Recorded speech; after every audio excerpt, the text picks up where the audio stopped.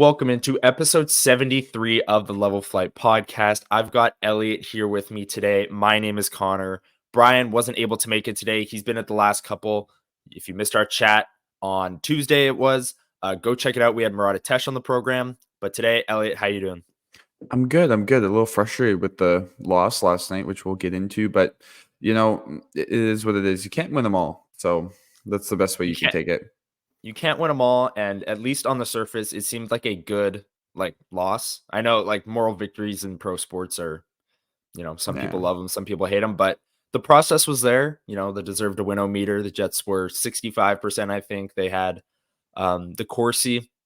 Off the top of my head, I looked last night. I think it was 71-44 in all situations for the Jets. The expected goals they won, all those things. Connor Hellebuyck didn't have his best game, but don't worry, he's still the absolute lock favorite for the Vezina, and he'll be fine. Yeah.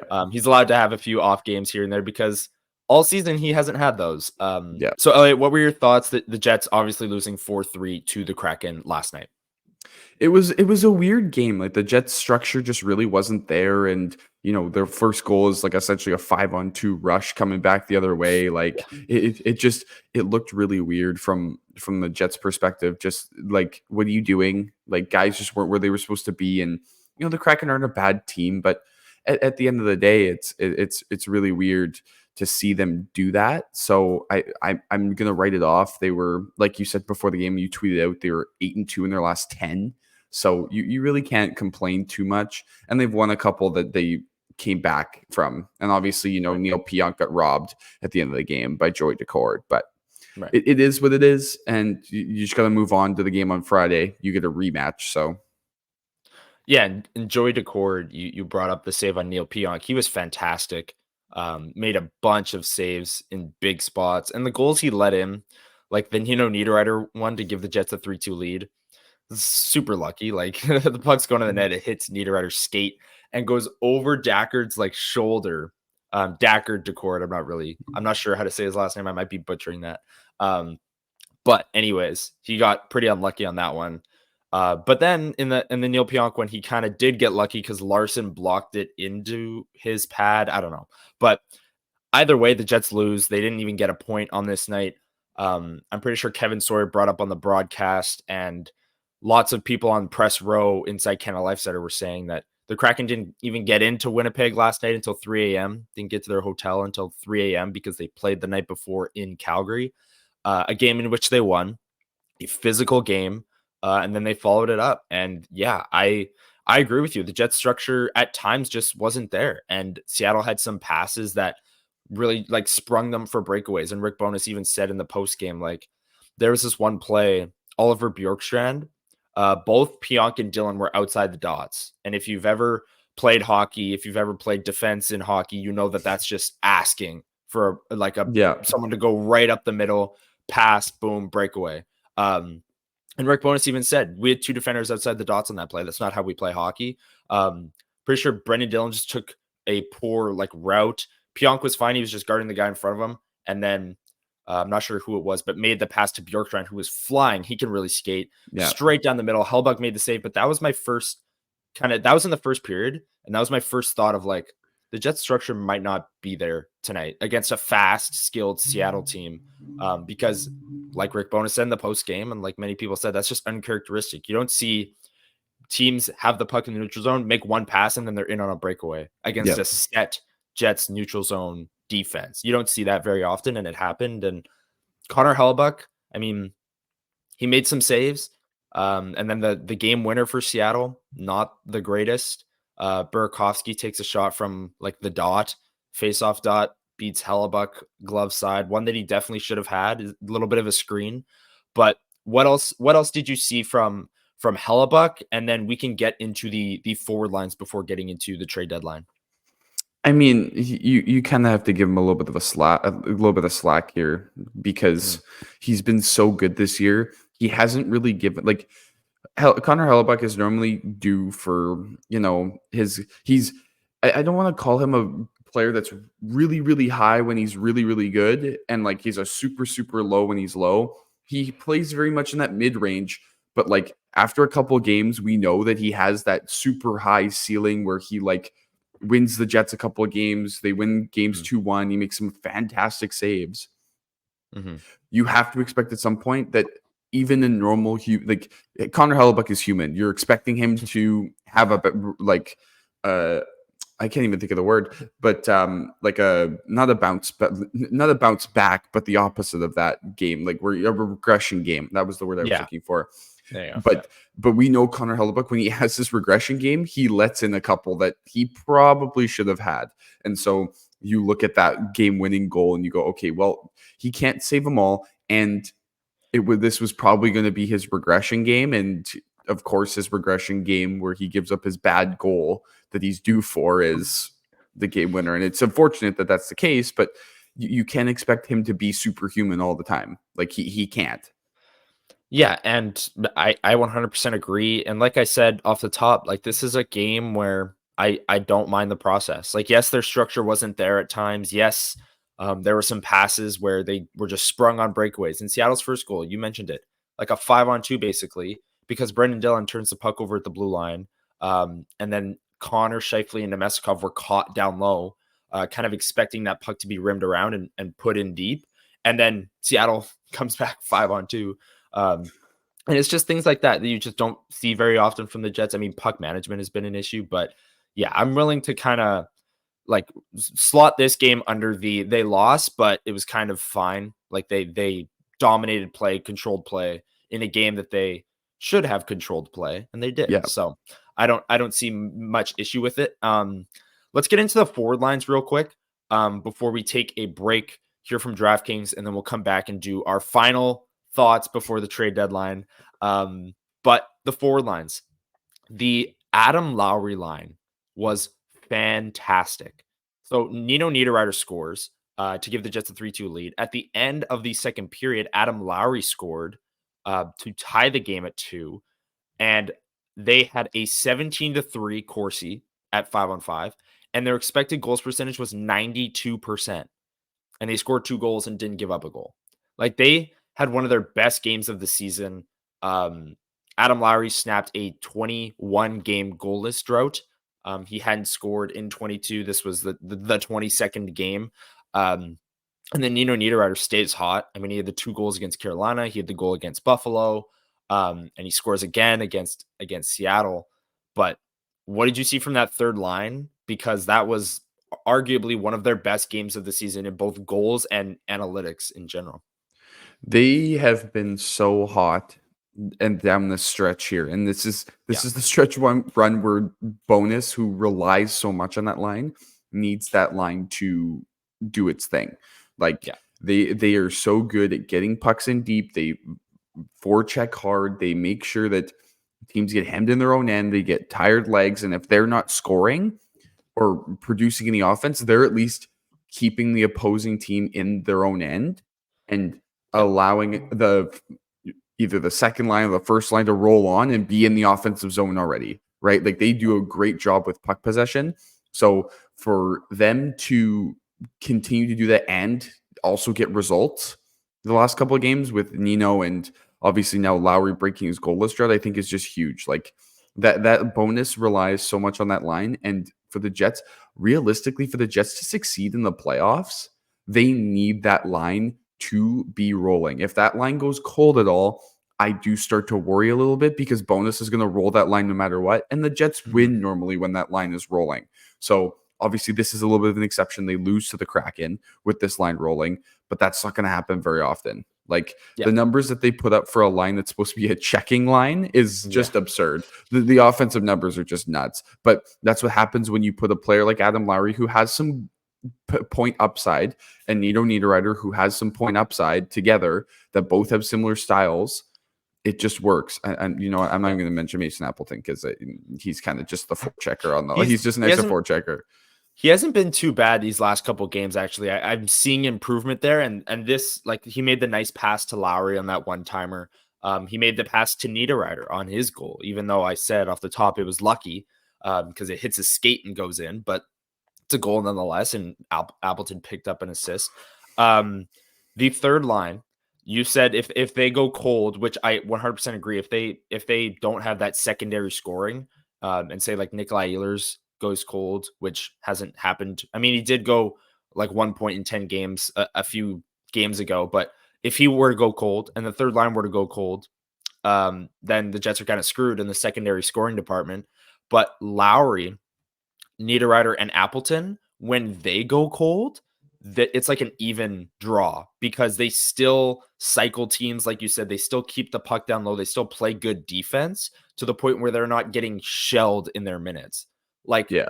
I don't know, when the Jets lost like 5 straight games, like kind of curved around the All-Star break there, the Lowry line was still their best line by far. Yeah. Like they were the line that had like a 60% expected goals percentage, and then all three other lines would be like below 20% when you look at the money puck chart of the lines. Like they were consistent. They've been consistent all year long. I've honestly come around on the fact, like I don't hate the fact that they're gonna be a line all season long. Like I've kind of come to terms with that because we've talked about, well, does Nino Niederreiter maybe slide up? To that top six? Does Morgan Barron slide up to that line to play with Niederreiter and Lowry?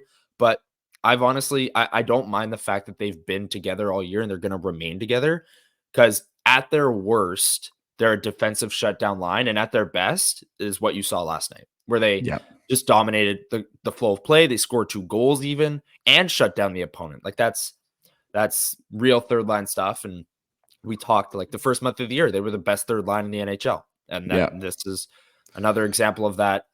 They have kind of tailed off in the scoring department, but the defense hasn't wavered. So that's really nice to see. One last thing before we take a break on the second line, Ehlers, I was Monahan, going to mention, Iafallo. Yeah. 6-1 in scoring chances and a 65% expected goals percentage. What I did think you Alex see out of? Iafallo's actually looked, just sorry, not to cut you Yeah. off, but No, totally. Yeah, go. I think Alex Iafallo has actually looked really good on that line. With Mhm. he seems to fit with Monahan and Ehlers. Like obviously Ehlers' foot speed is so much better than the other two guys, but Monahan makes up for it with his vision and his passing, and Iafallo does a good job of forechecking and getting the puck in deep. He's the possession guy. So I think that line, as much as I haven't thought that Alex Iafallo has looked great so far in the top six, it seems to be with Sean Monahan and Nikolai Ehlers. And especially last night, I think that those three together seem to either A, be building chemistry or have some sort of chemistry there. So if Alex Iafallo is in the top six for the time being, obviously because of the Velarde injury, Right. my whole thing is if he's at least on a line that he has chemistry with, then I'm not going to have any complaints.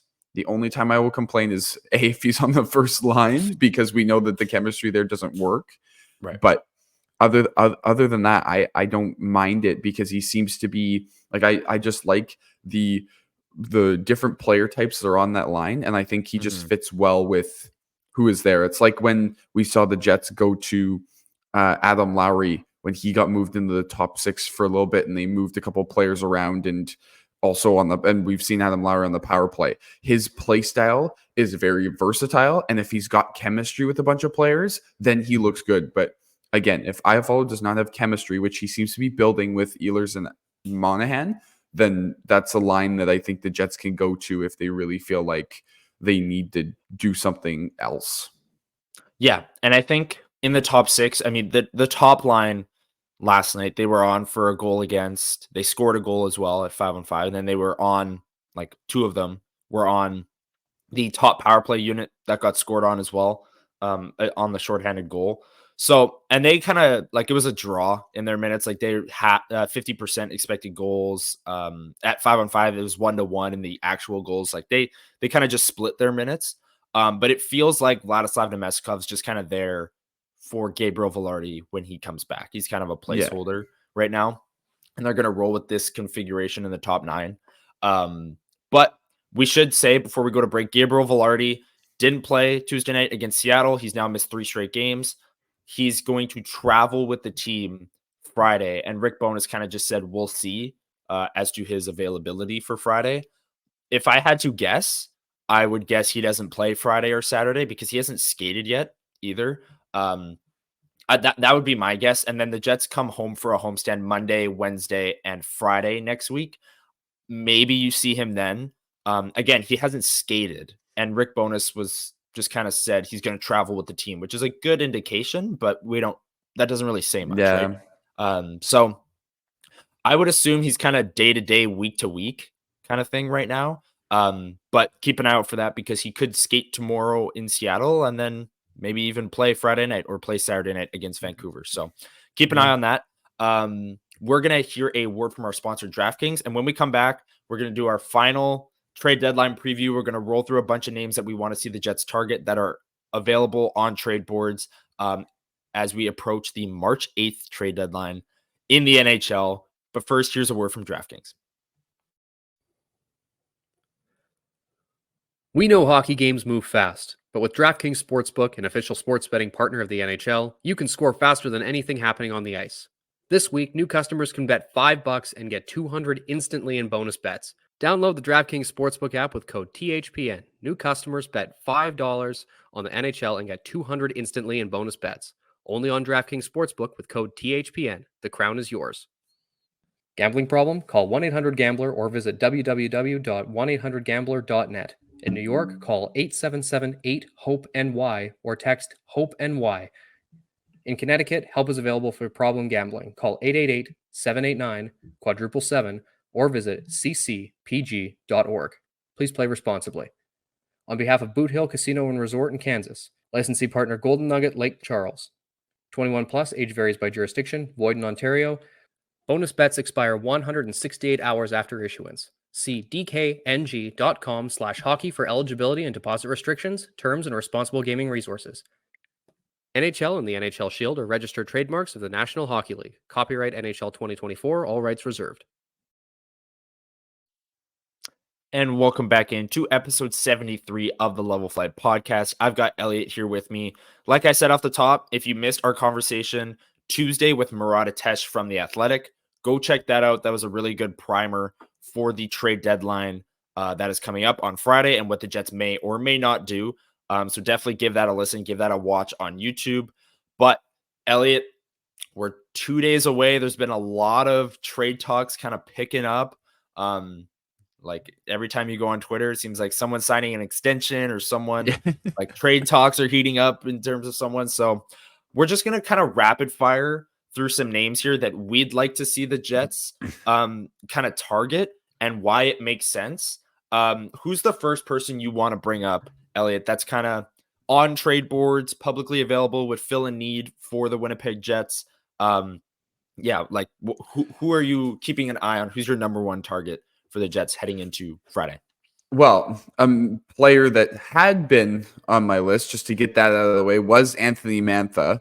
Right. If you didn't know, he was dealt to the Vegas Golden Knights. Right, we should say that off the top. Mm-hmm. Good call. Good call. But as Connor will hopefully, I believe he has his card ready. I do. There it is. So this would have been a great addition for the Jets. Anthony Mantha's had a great season with the Capitals, which is really weird because I don't think he's had a really good year in a long time. But he would have been a good addition. I will say the cap hit is a little steep at 5.7. So obviously the Caps would have to retain. I believe they retained half. They did retain. Yeah. Yeah. And Mantha got traded for a second round pick and a fourth round pick from Vegas. Yes. So it's UFA, an available. Yeah. Yeah. Pending UFA, big guy, skilled guy, would have looked good next to Lowry and Niederreiter, but he's off to a Western Conference rival. Yeah. So the player that I had actually mentioned to Connor before, and I actually want to bring him up first because I think he's not really on. He's just kind of started to become available on available boards. He's not really had too much smoke. There's a player further up in the lineup that is getting a little bit more attention than he is. We're going to head to the Pittsburgh Penguins. And no, it's not Jake Gensel because we're not paying our entire franchise for one player. I actually thought a cheaper addition would be Riley Smith. Again, it's a little bit of a higher cap hit, so the Jets would probably have to retain. The Penguins would have to retain a little bit. Mm-hmm. I think he's, again, great on the power play. I think that a defense should be a little bit higher. He, to me, is more of a two-way guy. And, if you throw him on the wing, you replace him, like you put him in place of Appleton. I think that obviously his defensive numbers come way up because he's with Niederreiter and Lowry. And yeah, I like Riley Smith as a player. Connor mentioned before, I'll steal your thunder a little bit. He just won a cup with Vegas, right? Yeah. Like he's a veteran. But I think it's also a safer bet because one, he's a veteran, two, you have him for an extra year. So if you like what he brings and the Penguins retain 50%, that's a $2.5 million cap hit for a guy who's going to be on your third line for another year. And I think that he can contribute still next year. Obviously, I think he's a little bit, I'm not trying to say that he is regressed slightly, but I think that he has come down from where he was with Vegas. But again, I think that he would be a great under the radar addition, as Murat Atesh said the Jets are going for. Right. And I think if they were to acquire a Riley Smith, it would be to fill the Alex Iafallo role on that second line, maybe with Ehlers and Monahan, if they're going to go Connor Scheifele, Velarde, Ehlers, Monahan acquisition. Riley Smith's that guy. Stanley Cup experience, playoffs. He played against the Jets that in 2017-18 year that Vegas went to the final. Veteran scoring winger. That's what I think the Jets are looking for, is a veteran winger along with a defenseman. But I think the defensive side of things, they're more looking for depth. But Riley Smith, 2-year deal. So you get him for this year and next year. And I think the Jets value that in a sense, in the way that if the Penguins retain and, you have to bring back Perfetti, Monahan, Laurent Brossoit is up, but he's likely priced himself out of Winnipeg. He's playing so well. There's a lot of guys you do want to bring back and have to bring back, but this gives you kind of the opportunity to run it back next year with this same group that's number one in the West. And it gives you a middle six guy in both years. If the Penguins are able to retain a little bit, I really like the thought of Riley Smith being the acquisition. I'm going to bring up another name here, excuse me, that is just recently popping up on trade boards because the New Jersey Devils are having a rough year. Like, plain and simple, Jack Hughes has been in and out of the lineup. Dougie Hamilton's been hurt for a long time. Their goaltending hasn't been great. They just fired their head coach, Lindy Ruff, and they're probably not going to make the playoffs. And I realize that this is unrealistic, and this would cost a lot and would be a big swing. But Tyler Toffoli would be, in my opinion, the ideal acquisition in that top six. You get a veteran scoring winger, all the same things that you get with Riley Smith, but I'd say he's a better finisher. I'd say he's a better fit alongside Nikolai Ehlers. He helps the power play out. I mean, the power play's been working. He'd probably slide on the second unit to not disrupt that triangle that they have with Velarde, Monahan, and Scheifele. I think Toffoli would be like a massive swing type of player if Velarde was out long term. But obviously, it seems like he's just day to day, kind of week to week. But Tyler Toffoli, I mean, that just feels to me like a massive swing. I don't know what your thoughts are, but I think that would be ideal. Yeah, I think the price tag would be quite steep. And you know what? So I mean, if that's what it is, then that's what it is. But yeah, he would be the perfect acquisition here. I just love that his numbers, if you look at his graph of offense versus defense versus finishing, is just all over the place. Like, this is the definition of, if you want to use baseball terms, of like picking up a hot reliever at the trade deadline because you're in the race for the pennant, and like this player is like normally has like a 5 ERA and is just having like a really good year, whereas the ERA is down like 2.3, and you're just like, yep, we're just gonna roll the dice and hope that he works. But Toffoli's had a good year this year. If you want a rental, you want to ride the hot hand. So I mean, he would be a huge acquisition, but you'd expect the Jets to throw in that Montreal 2, another draft pick, maybe a future 1, and maybe even a prospect. And like that would be the huge swing. Like, if Kevin Cheveldayoff made that move, I think that he can put to bed the entire fan base saying that he never swings big, because that would be his biggest swing. I would assume, you can correct me if I'm wrong. I would probably say that's his biggest swing as a general manager at the trade deadline. But I don't think that they do that, and I don't think the Devils will just try to re-sign him for same cap hit, maybe cheaper, and run it back next year. Yeah, and I think that Chevy in the past has said things like, "Oh, the offseason is when you make your big moves, and the deadline is when you tinker." So, and then Murat Atesh on Tuesday, if you missed the episode, said that he's hearing that the Jets are just looking to tinker around the edges. So that's kind of what I'm expecting. I mean, all these names we're bringing up are like the big swings, but I'm kind of expecting a tinker around the edges option. The only issue with that is, okay, the Jets want to tinker around the edges. There are probably 100 NHL forwards that could fall under the category of tinkering around the edges. Like, there's so many depth forwards in the NHL, right? Like, there's the TSN trade bait board, and there's all those guys, and they're 100% on there. But like, anyone could be a seller for the right price. Anyone really could be for a depth forward. Like, it's really just hard. Look at What last I'm year's saying trade is deadline. what I'm saying is it's hard to pick out tinkering around the edges options because almost everyone could be, if that makes sense.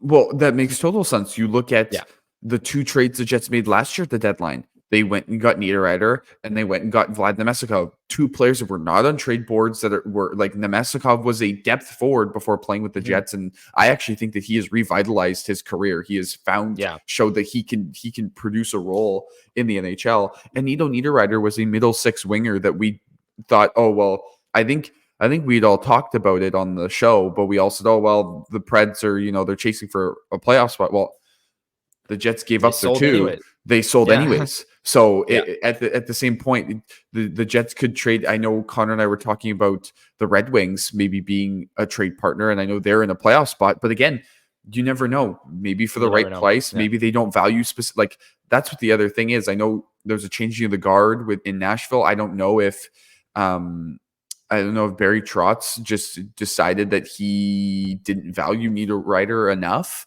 or what, but you don't know. So we'll, again, with Murat Atesh coming on and saying that the Jets are tinkering around the edges, it literally could mean that the Jets trade for literally anybody in the league. Like, we won't know until Friday. We won't know until the deadline hits. Player, so good team, bad team. Like, you don't, like, we have no idea. I don't know. Obviously they're not going to trade in division or trade with, like, I don't know, Vancouver, but like anybody else that's in a playoff race and not a division race, I would say is available. Yeah. And it's tough to identify those players for sure. The last forward I want to bring up, and then we'll quickly touch on two defensemen who are top 10 on every trade board. But the last forward I want to bring up, and I got to credit Nick Lynham under the Top Line Media YouTube handle last night in the Kenny and Rennie postgame show. Kenny and Rennie were talking about trades as it was their last recording before the trade deadline. And he brought up this name, Alex Tuch from the Buffalo Sabres. $4.8 million cap hit, 3 more seasons. So this year plus 2 more after. 27 years old. I don't know if the Sabres want to trade him. Like I said, everyone can be had for the right price. And Alex Tuch, a big, skilled winger who would absolutely fit the Jets' style of play. And I think this also, along with a Toffoli, along with maybe a Jordan Eberle is another name that we're not going to bring up here, but another bigger swing. I mean, he's older, but I feel like Tuch would be a massive swing, $4.8 million for 3 years. He'd be here and at a reasonable cap hit. I'd like that move. Buffalo's bad. They might be looking to blow it up in a sense. But I don't know. Are you shocked at the Alex Tuch, Nick Lynham proposing that?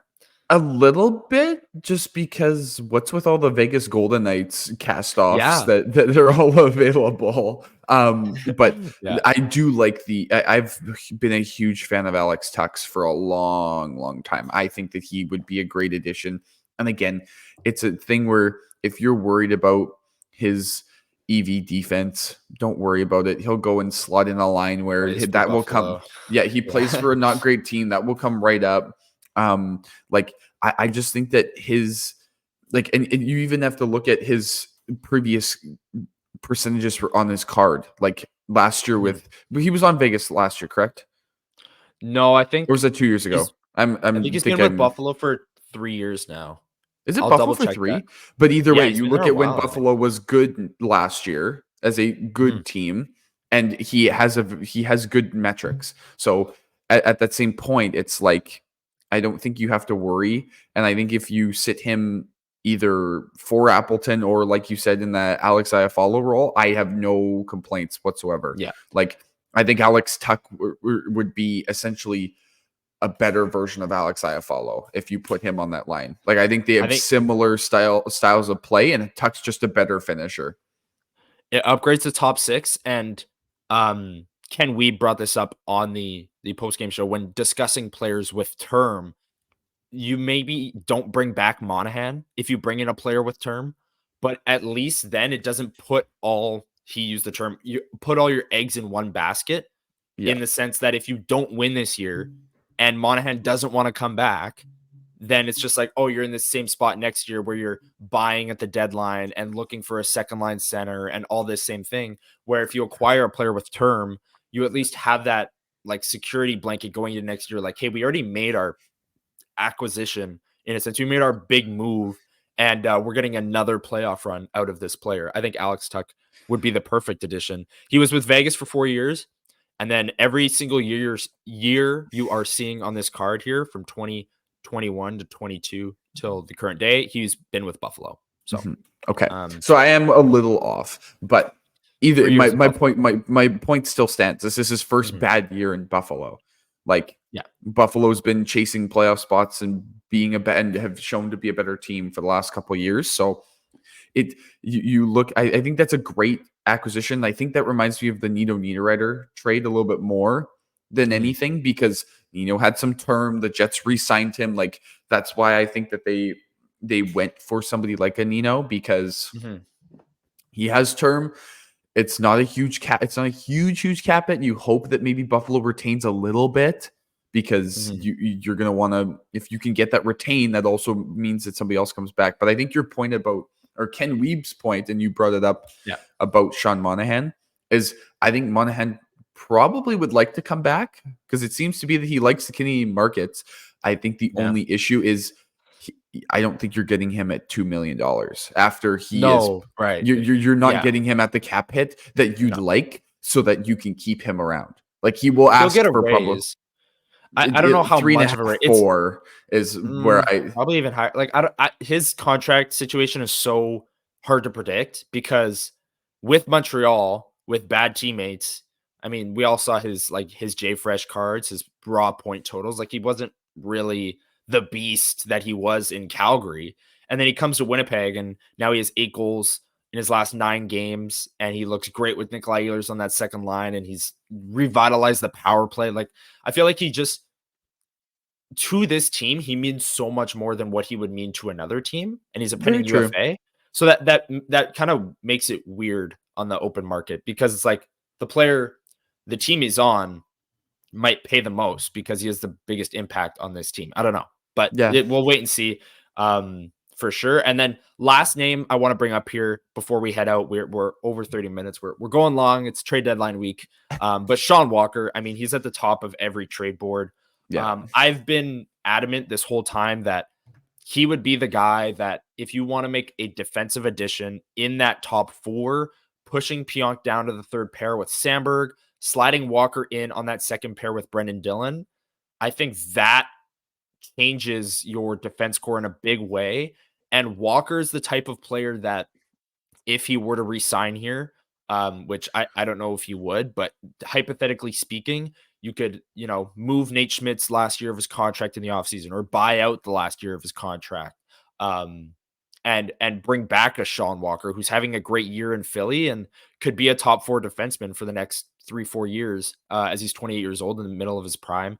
We've talked a lot about Sean Walker, so just quick thoughts, rapid fire thoughts, and then we'll get on out of here. The only thing I have to say is I think a rostered defenseman should go back and do a trade, whoever they trade for. Any defenseman they trade for, I think a rostered player should go back. And I think realistically, if Philly can make it work if you trade a Nate Schmidt for Sean Walker. And if it means that we have to pay a little bit more, that gives the Jets a little bit more cap space to work with at the deadline. And maybe that means that they swing bigger for somebody else, like an Alex Tuck, and they don't have to retain as much, or Riley Smith, or I know another name that's been thrown out is Jason Zucker, whoever else you want to throw out there, right? So I don't know. I think a roster defenseman goes back, but we'll see. I want the Jets to make a trade for defenseman. I know we've talked a lot forwards today, because we've talked a lot of defense before this, but I want the Jets to make a trade for a defenseman. I know it may be a depth, but I'm really hoping it's not. But we'll see. I agree that I'd prefer a defensive ad to a forward ad. I agree as well. I know, like you said, we spent more time talking about the forwards. If the Jets were to unload Nate Schmidt's contract in a Walker deal, I think that would make it too expensive.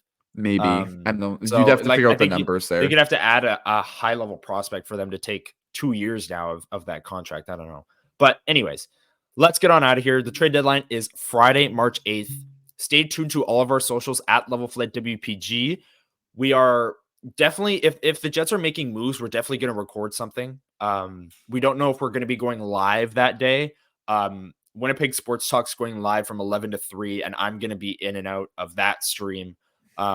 So I guess go watch that as well. But we'll either be going live or we'll be recording something for sure. Whether the Jets make their move today, whether they make it Friday, whatever the case may be, we're going to be recording stuff. So stay tuned. And yeah, thank you for listening to episode 73. Like I said, if you haven't listened to the episode with Marat, it was really fun. So go check that out. And we will see you Friday, trade deadline day.